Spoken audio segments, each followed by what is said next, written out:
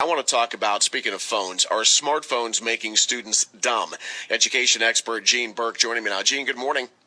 Good morning. Thanks for having me. Thanks for being on. So iPhone, iPad, anything dealing with technology is probably on a kid's Christmas list. I know it's on the three of mine. But now we have students that, if the answer is not obvious, they don't know what to do according to some teachers, right? So are smartphones giving students digital amnesia?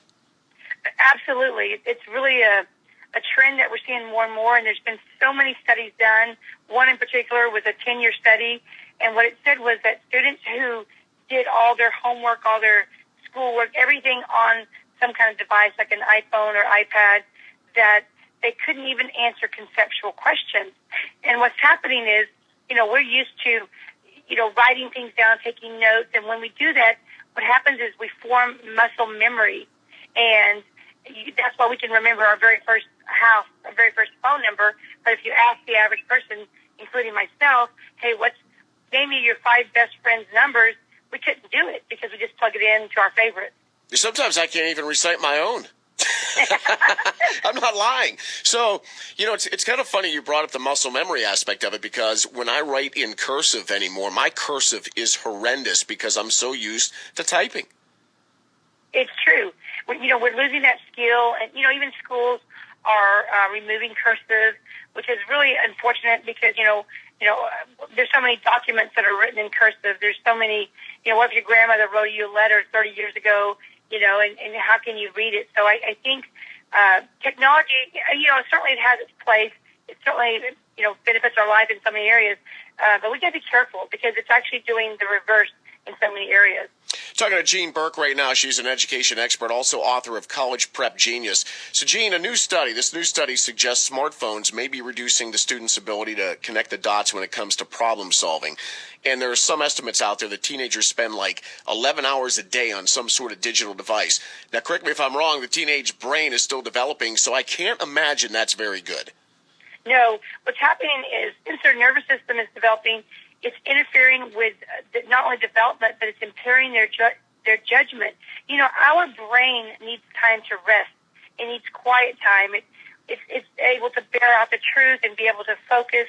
But what's happening is 2/3 of all kids are going to bed, from the ages of 11 to 17 with their phone or their iPads, and they're not doing homework. They're texting, they're talking, they're watching movies.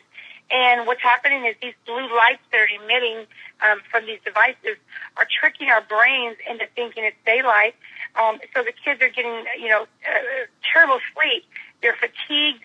The teachers are complaining that the students can't focus, and ultimately it's impairing their critical thinking skills. I've been teaching kids on how to ace the SAT and get free college for 11 years. And these tests are critical thinking tests. And we're finding that the kids can't pass the SATs anymore because they're losing those very important soft skills. Yeah, why learn something when you could just Google it, right? Exactly. Of course, everything on the internet is true, right? Yeah, exactly. So what's a parent supposed to do, Jean? Because these phones are so connected to our lives now, and even in school, they recommend, they let the kids use their phones to look things up. How do you turn it back around? Well, I do think you're right. The key is the parent. I'm a parent, and I believe that it takes courage to be a parent nowadays. I always, tell families, listen, you're not your kids' friends. Your job is to love them, to nurture, to guide them, and to raise them as to be adults that you want to be friends with one day. But take back the gift of relationship. Make tech-free zones. It could be, between 4 to 7 o'clock in the evening, where the kids can do their homework and they can have dinner.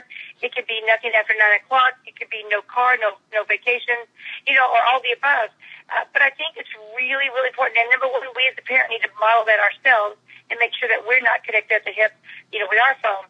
But let's take back that communication skills that our kids are losing at an enormous rate, and say, you know what, it's time to just be a family. And I know it's tough, and I know it's a hard thing, but we need to do that. And it's not because we hate our kids; it's basically because we love them.